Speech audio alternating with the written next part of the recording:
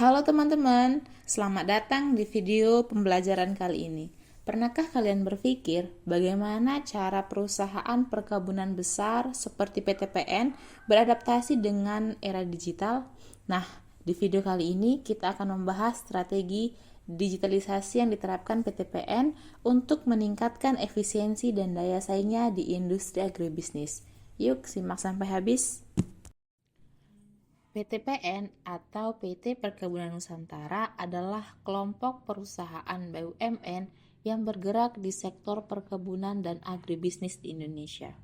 Terdiri dari beberapa anak perusahaan seperti Palmco yang mengelola kelapa sawit dan Sugarco yang mengelola gula.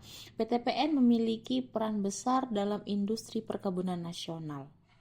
Induk perusahaannya adalah Holding Perkebunan Nusantara atau dulunya PT Perkebunan Nusantara 3 serta PT PN 1 sampai 14 yang mengelola berbagai komoditas di berbagai wilayah di Indonesia. PT PN memiliki lebih dari 1 juta hektar lahan perkebunan yang tersebar di Sumatera, Jawa, Kalimantan, Sulawesi, dan Papua.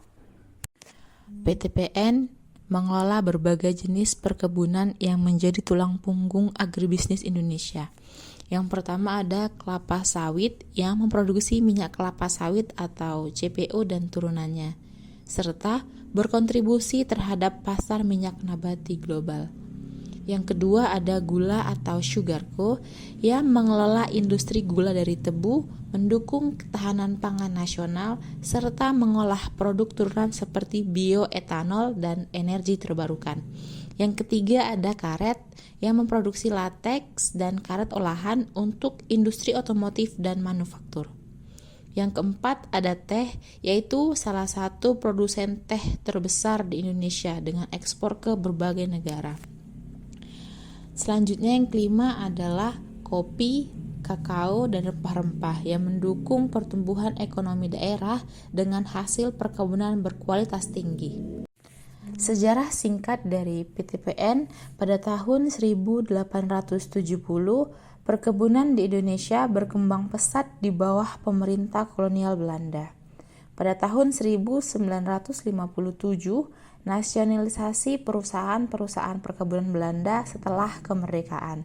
Pada tahun 1996, pembentukan PT Perkebunan Nusantara atau PT PN 1 sampai dengan 14 sebagai BUMN. Tahun 2022, transformasi dengan pembentukan Holding Perkebunan Nusantara.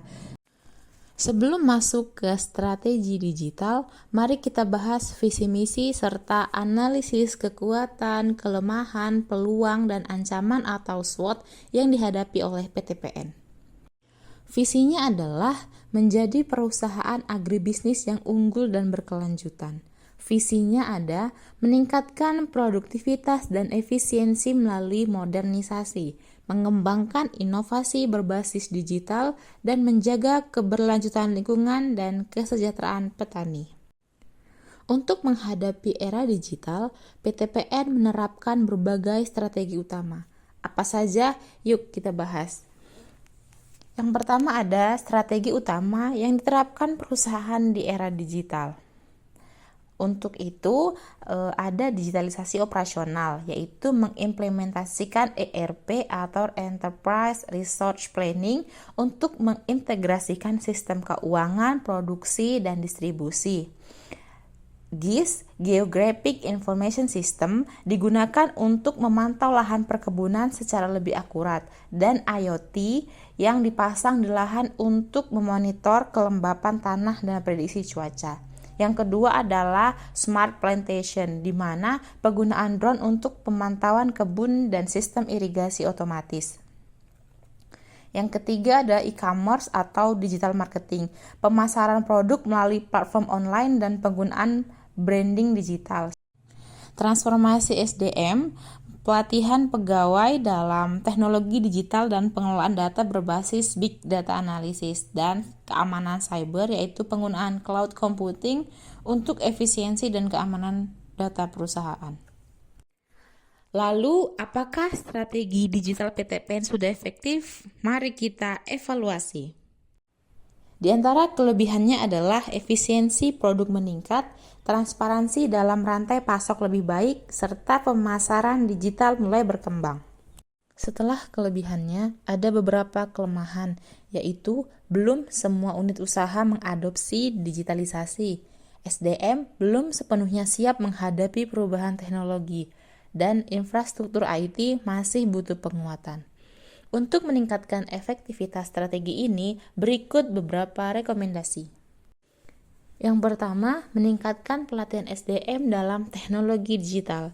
Yang kedua, ada mempercepat digitalisasi di seluruh unit usaha dan mengembangkan AI dan blockchain untuk meningkatkan efisiensi lebih lanjut. Terima kasih sudah menonton. Semoga bermanfaat dan sampai jumpa.